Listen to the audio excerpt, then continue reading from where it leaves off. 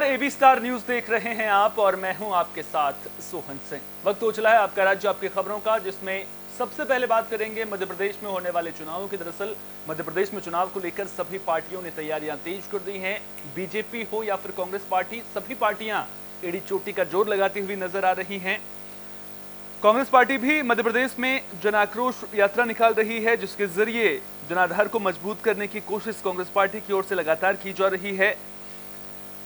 आपको बता दें कि मौजूदा विधायक जीतू पटवारी की अगुवाई में देपालपुर से बेटमा होते हुए इंदौर जन आक्रोश यात्रा पहुंची। जीतू पटवारी ने कहा कि जन आक्रोश यात्रा को जनता का भी अपार सहयोग मिल रहा है। उन्होंने 30-70 के रेशियो से कांग्रेस की सरकार बनने का दावा किया। कांग्रेस की जन आक्रोश यात्रा में जीतू पटवारी के साथ कार्यवाहक अध्यक्ष गोलू अग्निहोत्री, राजा माधवानी, सरपंच सोहराब पटेल, रमीज खान और शादाब पटेल समेत बड़ी संख्या में कार्यकर्ता शामिल हुए। यात्रा का समापन राजवाड़ा पर किया गया। जीतू पटवारी ने यात्रा के सफल आयोजन का श्रेय किसानों और जनता को दिया। कांग्रेस की जन आक्रोश रैली जरूर है, नेतृत्व कांग्रेस कर रही है, लेकिन ये एक्चुअल में जन आक्रोश है। जैसा कि आप देख रहे हैं, मुझे लगता है कि आपने पूरी यात्रा मार्ग को ढंग से देखा होगा और किस तादाद में जनता निकल कर आई है। और जन आशीर्वाद यात्रा आपके सामने कुछ दिन पूर्व निकली। सीएम के होने के बावजूद 200 पुलिसकर्मी और 20 कार्यकर्ताओं के साथ सीएम इंदौर से निकल जाता है और हमारा एक विधायक सिर्फ निकल रहे हैं और जनता हजारों की तादाद में उनसे जुड़ रही है। और ये जनता का आक्रोश है जो सड़कों पे आपको देखने को मिल रहा है। हम सवेरे से देपालपुर से लगातार चले आ रहे हैं। हमारे देखा है मैंने देपालपुर में किसानों और युवाओं में इतना जोश था कि हम सवेरे 9 बजे से चल रहे हैं, जो यहाँ हमको 3 बजे आना था, जो अब रात को 9 बजे आ रहे हैं, क्योंकि तब भव्य स्वागत हुआ। तो मैं चाहता हूँ इंदौर की जनता ने बहुत स्वागत किया। हमारे गाँव के अंदर स्वागत हुआ, विधानसभा 1 में हुआ, 4 में हुआ, 3 में हुआ, जो लगातार देखिए आज हमारे साथ में कई युवा नए जुड़ रहे हैं। कमलनाथ जी के नेतृत्व में, जीतू पटवारी के नेतृत्व में हम कांग्रेस कार्यकर्ताओं के द्वारा जन आक्रोश यात्रा निकाली जा रही है, उसको आपका क्या कहना है? बहुत शानदार जन आक्रोश यात्रा रही और जनता का इसमें बहुत समर्थन मिला। आप देख ही रहो कि लोग सड़कों पे आ गए और दिल से इस यात्रा का स्वागत कर रहे हैं। यात्रा इंदौर आई है, अभूतपूर्व त्योहार के दिन इसको समर्थन मिला है। इसका मतलब है कि बदलाव की ओर प्रदेश है। मध्य प्रदेश में 150 सीट लाकर परिवार के लोग, कांग्रेस के लोग सरकार बना रहे हैं। कमलनाथ जी के नेतृत्व में, उनके मुख्यमंत्री में हम प्रदेश का उत्थान और उन्नति करेंगे। बहुत अच्छा रिजल्ट, पूरा 14 किलोमीटर पूरा उत्साह सारा जन फैला हुआ है। सब लोग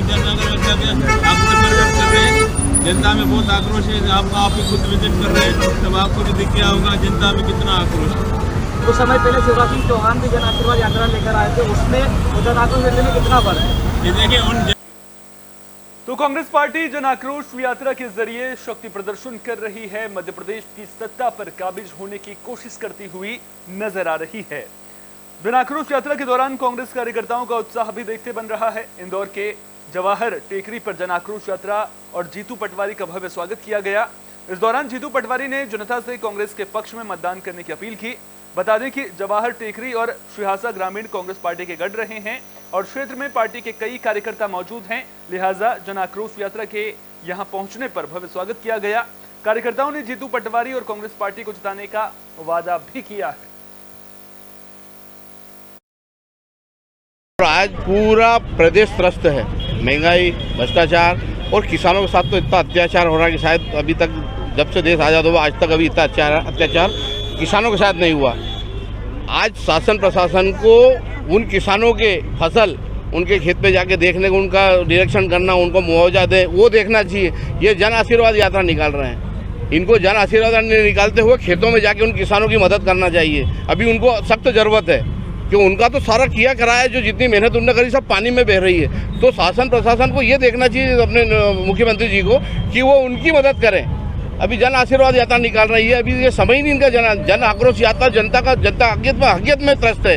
ये जन आक्रोश के अंदर सब सहमति दे रहे हैं, सब मिल रहे हैं कि हाँ जीतू पटवारी के समर्थन में सब लोग निकल के आ रहे हैं। जीतू पटवारी जी के नेतृत्व में जो यात्रा निकल रही है, वो तो काफी समय से इस बात का विरोध कर रहे हैं कि जो है लोकतंत्र का हत्या करके जो पिछले दरवाजे से सरकार बनाई है, और अब आने वाले ये चुनाव के साल में पिछले 3 महीने से लगातार घोषणा मंदिर मुख्यमंत्री हमारे जो घोषणाएं कर रहे हैं, जनता को प्रलोभन दे रहे हैं, बहला रहे हैं, फुसला रहे हैं। इनका कार्यकाल तो 5 वर्ष पूर्व ही समाप्त हो चुका था।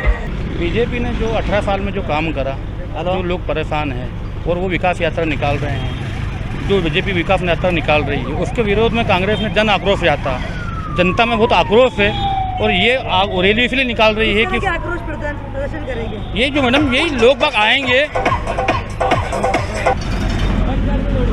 किस प्रकार का आक्रोश है जनता के द्वारा? जनता में आक्रोश ये भ्रष्टाचार है, इनकी 50% कमीशन बाजी चल रही है, जनता के काम नहीं हो रहे हैं, पटवारी काम कर नहीं रहा है। तो मध्य प्रदेश में कांग्रेस पार्टी सत्ता परिवर्तन के लिए एड़ी चोटी का जोर लगाती हुई नजर आ रही है। अब जन आक्रोश यात्रा के जरिए कांग्रेस पार्टी कितना समर्थन जुटा पाती है, ये तो आने वाला वक्त ही बताएगा। हाँ, जन आक्रोश यात्रा के जरिए कांग्रेस पार्टी शक्ति प्रदर्शन करती हुई जरूर नजर आ रही है। इसी कड़ी में जब जन आक्रोश यात्रा बाग ग्रामीण क्षेत्र में पहुंची तो यहाँ कांग्रेस पार्टी के युवा नेता सादाब पटेल ने यात्रा का स्वागत किया। बाग ग्रामीण क्षेत्र में सादाब पटेल ने 18 जगह मंच लगाए थे। बता दें कि सादाब पटेल कांग्रेस पार्टी के युवा नेता और समाजसेवी हैं। अपने क्षेत्र बाग में वे समय समय पर समाज सेवा भी करते रहते हैं। देखिए, भ्रष्टाचारी सरकार को मिटाने के लिए, हटाने के लिए पूरे प्रदेश की जनता जागरूक हो चुकी है। चाहे वो विद्यार्थी हो, किसान हो, व्यापारी वर्ग हो, महिला हो, बुजुर्ग हो, बच्चे हो। इस 50% कमीशन खोर सरकार को हटाने के लिए आप लोग मीडिया के साथियों को भी नजर आ रहा होगा कहीं ना कहीं बदलाव की ओर। बुलेटिन में बात बिहार के सुगौली की भी कर लेते हैं, जहां बीजेपी ने वोटर चेतना महाअभियान को लेकर कार्यशाला का आयोजन किया था। इस दौरान आगामी लोकसभा चुनाव को लेकर वोटर लिस्ट में नए मतदाताओं को जोड़ने का निर्देश दिया गया। सांसद डॉक्टर संजय जायसवाल कार्यशाला में बतौर मुख्य अतिथि शामिल हुए। उन्होंने केंद्र सरकार की योजनाओं के बारे में विस्तृत रूप से जानकारी दी। उन्होंने कहा कि दोबारा मोदी सरकार बने, इसके लिए हम सभी को मजबूती के साथ वोटर लिस्ट समेत बूथ सशक्तिकरण पर जोर देना होगा। यह जो BLA-2 का जो फॉर्म आपसे दस्तखत कराया गया है, यह केवल फॉर्म नहीं है, यह अगला 5 साल के चुनाव का क्या रणनीति बनेगी उसको इस पर निर्भर करता है। यह BLA-2 का जो आपका फॉर्म है, यह माननीय सहनी जी के दस्तखत से जिला निर्वाचन कार्यालय में जा रहा है और प्रदेश के भी निर्वाचन कार्यालय में जा रहा है।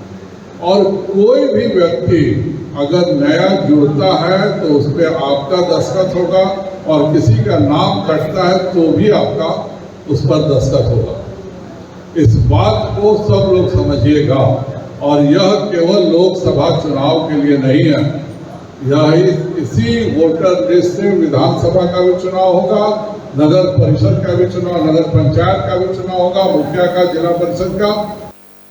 फरीदाबाद की पृथला विधानसभा के लोगों को बड़ी सौगात मिली है। दरअसल गांव जवा से घाघोट तक 61 लाख की लागत से सड़क का निर्माण होना है, जिसका शिलान्यास विधायक नैनपाल रावत ने किया। ग्रामीणों ने विधायक के सामने कई समस्याएं भी रखी। विधायक ने सभी समस्याओं का जल्द समाधान करने का आश्वासन दिया। गांव की सरपंच विष्णु मास्टर ने बताया कि गांव जवा से घाघोट तक जाने वाली सड़क कई सालों से जर्जर हालत में थी, जिसकी वजह से लोगों को दिक्कतों का सामना करना पड़ता था। अब जब सड़क बनकर तैयार होगी तो लोगों को सहूलियत मिलेगी। इस दौरान विधायक नैनपाल रावत कांग्रेस प्रदेश अध्यक्ष उदय भान के सीएम मनोहर लाल और पीएम मोदी को लेकर दिए बयान पर भी पलटवार करते नजर आए। उन्होंने बयान को निंदनीय बताया और कहा कि उदय भान के बयान का जवाब देश की जनता देगी।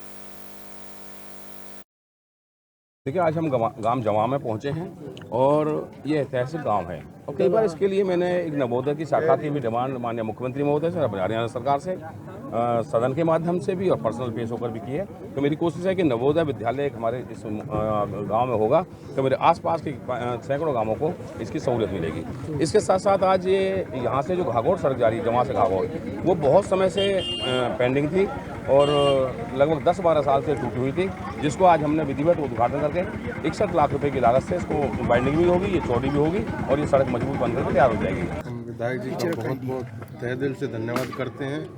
हमें जो विधायक जी ने ऐसी हमारी पुरानी मांग थी जो वर्षों से चली आ रही थी, किसी विधायक ने इसको पूर्ण नहीं किया, चाहे कोई भी विधायक रहा हो। आज हमारे गांव के कहने पर विधायक जी ने दोनों सड़कों का बड़ी जर्जर हालत हो रही थी। हम विधायक जी का बहुत धन्यवाद करते हैं और मैं अपने गांव की तरफ से बार बार अभिनंदन स्वागत करता हूं। विधायक जी यहाँ पहुँचे, उद्घाटन किया है। बुलेटिन में बात छत्तीसगढ़ की बस्तर की भी कर लेते हैं, जहां धर्मांतरण के खिलाफ आदिवासी समाज लामबंद नजर आ रहा है। आपको बता दें कि लगातार आदिवासी समाज के लोगों की ओर से प्रदर्शन देखने को मिल रहा है। आपको बता दें कि दरअसल बस्तर मुख्यालय से 12 किलोमीटर दूर बोडनपाल ग्राम पंचायत में कुछ दिन पहले एक बैठक हुई थी। बैठक में धर्मांतरित हो चुके परिवार को वापस मूल धर्म अपनाने के लिए समझाया गया, लेकिन आरोप है कि धर्मांतरित हो चुके परिवारों ने ग्राम पंचायत की बात न मानकर उल्टा ग्राम पंचायत के लोगों पर अभद्र टिप्पणी की, जिसको लेकर कहासुनी भी हुई। इसके बाद ईसाई परिवारों ने पुलिस थाने में सभी ग्रामवासियों के खिलाफ रिपोर्ट दर्ज कराई।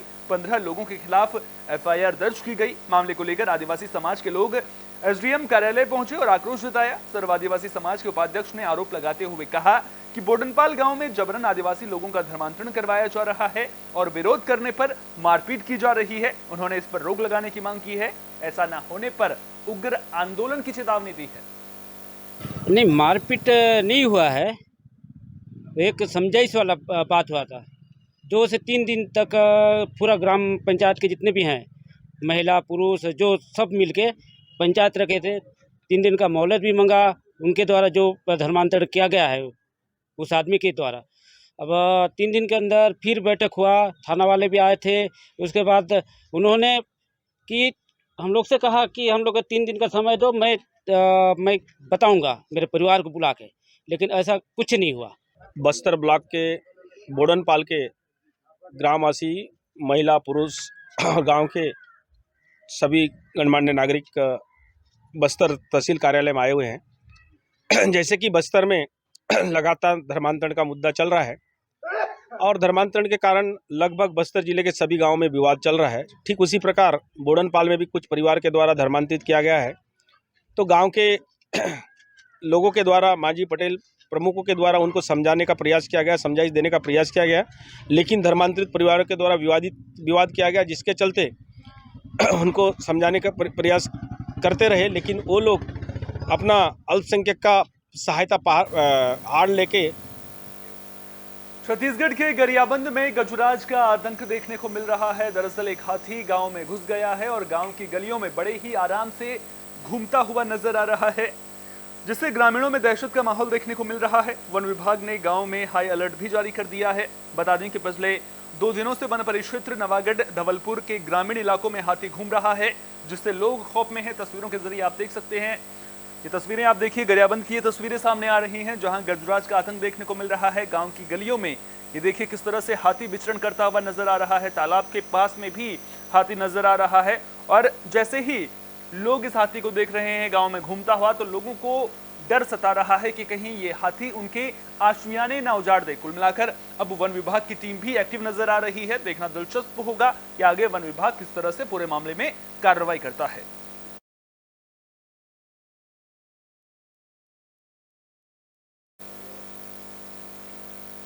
फरीदाबाद में तेज रफ्तार थार का आतंक देखने को मिला है। दरअसल थार की टक्कर एक बाइक से हो गई, जिसके बाद हादसे में एक व्यक्ति की मौत की खबर है, दूसरे व्यक्ति का इलाज चल रहा है। जानकारी के मुताबिक जमालपुर के खोई गांव के रहने वाले महासिंह और भगवान सिंह किसी काम से बाइक पर सवार होकर धौस थाने में जा रहे थे। इसी दौरान पीछे से आ रही तेज रफ्तार थार ने बाइक में टक्कर मार दी। हादसे में महासिंह की मौत हो गई है, वहीं भगवान सिंह को इलाज के लिए अस्पताल में भर्ती किया गया है। आरोपी थार चालक हादसे के बाद सोहना की ओर भाग गया था, लेकिन पुलिस ने उसे टोल नाके पर रुकवा दिया। आरोपी टोल पर गाड़ी को छोड़कर फरार हो गया है। पुलिस मामले की जांच कर रही है। जी, आज हमारे 3 बजे करीब और चाचा जी थे, बाइक पे जा रहे थे बल्लमगढ़ी तरफ, जिनका एक महासिंह नाम है और का नाम लाला है। और पीछे से थार उम्र कितनी है इनकी? जो महासिंह उनकी 55 थी और जो लाला नाम है उनकी 42 के करीब। अच्छा, कहाँ से कहाँ जा रहे थे? ये भी खोरी से बल्लमगढ़ तरफ जा रहे थे, मेन रोड से। अच्छा। और वहाँ पर जो अपना धौज में चौक आता है, वहाँ पर पीछे से थार कार आ रही थी, बहुत तेज गति में थी और उसने ड्रिंक भी कर रखी थी। अकेला बैठा था, आराम से गलत तरीके से गाड़ी चला रहा था, तो पीछे से टक्कर मारी है। पीछे से टक्कर मारने के बाद में दोनों कम से कम 20 से 30 फुट जाके गिरे हैं और उनको हॉस्पिटल। फरीदाबाद से हैरान करने वाली खबर सामने आ रही है। दरअसल जंगल में एक पेड़ पर 2 छात्रों का संदिग्ध हालत में लटकता हुआ शव मिला है। मामला सूरजकुंड इलाके में सिद्धाता आश्रम के पीछे जंगल का है। जानकारी मिलने पर पहुंची पुलिस ने दोनों शवों को पोस्टमार्टम के लिए भेज दिया है। जानकारी के मुताबिक दोनों बच्चे सेक्टर 31 के एक स्कूल में 7वीं से 10वीं क्लास तक साथ पढ़े थे। बाद में एक बच्चे के पिता ने मकान बदल दिया, जिसके बाद दोनों अलग अलग स्कूल में पढ़ रहे थे। परिजनों के मुताबिक दोनों घर से घूमने के लिए गए थे। एक छात्र युवराज की अपने बड़े भाई से फोन पर बात भी हुई थी और उसने जल्दी घर आने की बात भी कही थी, लेकिन जब बाद में युवराज ने फोन नहीं उठाया तो युवराज के पिता थाने पहुंचे और पुलिस को जानकारी दी। पुलिस ने सर्विलांस की मदद से दोनों बच्चों की लोकेशन ट्रेस की और जब पुलिस की टीम लोकेशन ट्रेस करने के बाद मौके पर पहुंची तो दोनों के शव फांसी के फंदे पर लटके मिले। ये 3:30 बजे से था जी, तो 6 बजे बात हुई इससे, कह रहा था बोले मैं अभी आ रहा हूँ। फिर उसके बाद फ़ोन कराया जी 7:30 बजे इसको, फिर ये जी फ़ोन नहीं उठाया इसने। इसकी मम्मी और बड़े वाला बेटा करते रहे। फिर उसके बाद जी मैं आ गया 8 बजे से। फिर मैंने भी फ़ोन किया खूब, 9 बजे तक फ़ोन मिलाते रहे, फ़ोन का कोई रिस्पॉन्स नहीं हुआ। तो फिर उसके बाद फिर 9 बजे मैं थाने में गया जी, पुलिस स्टेशन में 31 के में। तो वहाँ जाकर फिर मैंने बोला जी मगा जी ऐसे ऐसे बेटा चलेगा और फ़ोन नहीं उठा रहा और थोड़ी लोकेशन दे दो उसकी निकाल के। तो उन्होंने फिर लोकेशन दे दी निकाल के मेरे को। फिर उस लोकेशन पर गई जी, वहाँ वो जाकर लोकेशन उस जंगल में जाकर ख़त्म हो रही थी। फिर मैंने इसके मान लीजिए इसके पापा को फ़ोन, मम्मी को फ़ोन किया मेरे वाइफ ने। यश कौन है? जो यू बेटा यू एक्सपायर हुआ इसका दोस्त। तो फिर इसको फ़ोन किया तो फिर ये 11 बजे यहाँ आए हमारे पास। ये कि नहर पार सेक्टर 84 में रहने वाला एक बच्चा है और दूसरा बच्चा सेक्टर 31 का है। दोनों अलग अलग स्कूल में पढ़ते हैं लेकिन दोस्त हैं दोनों। ये घर से निकला था, जो नहर पार जो रहते हैं सेक्टर 84 में, लड़का नाबालिग लड़के हैं दोनों ही, करीब 16 साल की उम्र है इनकी। अपने घर से स्कूटी लेके निकला था करीब परिजनों के मुताबिक 4-4 बजे, और ये फिर अपने दोस्त के पास गया था। उसके बाद ही करीब 9-9:15 बजे तक घर नहीं आए, तो उन्होंने पुलिस को इन्फॉर्मेशन दी थी फ़ोन से कि हमारा बेटा घर नहीं आया है। और उसके बाद फिर पुलिस ने अपने जो भी साधन से उसको सर्च आउट किया अपने मुखबिर से रूम से, तो पता लगा कि सिद्धार्थ आश्रम के आसपास कहीं है। और उनको परिजनों को सूचित किया। परिजनों के साथ SHO BPTP यहाँ सिद्धार्थ आश्रम के यहाँ पे आए, बच्चों को सर्च किया गया, तलाश किया गया। और बुलेटिन के आखिर में बात इंदौर की भी कर लेते हैं, जहां एक व्यक्ति पर मंदिर की जमीन पर कब्जा करने का आरोप लगा है। दरअसल इंदौर शहर के बाग गांव के रहने वाले तेज कुमार का आरोप है कि जफर खान ने मंदिर की जमीन पर अवैध तरीके से कब्जा किया है। मामले को लेकर जफर खान ने कागजों के साथ आरोपों का खंडन किया और उन्होंने कागजों के साथ कोर्ट का आदेश भी दिखाया। मैं तेज कुमार बाबूलाल, ये नाम तो मैंने पहली बार ही सुना है। मैं तो इनको पहचानता भी नहीं, कौन है, कहाँ रहते हैं, वरना ये आज दिन तक कोई आके मेरे से मिले। रही बात जमीन की, तो ये जमीन बाकलीवाल परिवार की है, सुंदर बाई के नाम से चढ़ी हुई है जमीन। इसमें 2 बार न्यायालय में केस चला है। एक बार कब्जेदारी को लेके चला था चीमन लाल के विरुद्ध, उसमें भी वो लोग जीते हैं। कोर्ट की डिग्री है, ये उनका नाम श्रीमती प्रेमलता बाई। ये 5 बहनों के नाम ये जमीन है, बाकलीवाल परिवार के नाम। ये महेश नगर में ही रहते हैं, ज़्यादा दूर नहीं, इंदौर में कहीं ज़्यादा ढूंढना नहीं पड़ेगा आपको, महेश नगर में ही रहते हैं। इनका न्यायालय में मामला चला था, इन्होंने कब्जेदारी का एक केस जीता है और दूसरा केस फिर इस पे मंदिर का लगा था, तूती वर्ष इस पे मंदिर चढ़ गया था, वो भी केस चला है और उसमें भी कोर्ट ने इनके पक्ष में आदेश करे हैं। ये इसलिए ले रहे हैं कि भैरव बाबा मंदिर की ज़मीन है, ग्राम पंचायत बाग में आती है, खसरा नंबर इसका 176/8 है, जो भूमाफिया जफर खान द्वारा पिता हनीफ खान द्वारा बेच दी गई है। 5-5 हज़ार स्क्वायर फीट के प्लॉट काट के उन्होंने ये ज़मीन को बेच दी। ये मुझे कल ही पता लगी है और इसलिए प्रेस कॉन्फ्रेंस रखी गई है। जी, आपके पास क्या आधार है कि ज़मीन आपकी है? एक्चुअल ये क्या था, उस टाइम ज़मीन जब अलाट करी थी मंदिर के लिए, उस टाइम अपनी कुछ स्थिति ऐसी नहीं थी जो अपन कुछ कर पाए वहाँ पे। आपका राज्य आपकी खबरों में फिलहाल के लिए इतना ही। अपना बहुत बहुत ख्याल रखिए। देश और दुनिया की तमाम अहम खबरों के लिए देखते रहिए AB स्टार न्यूज।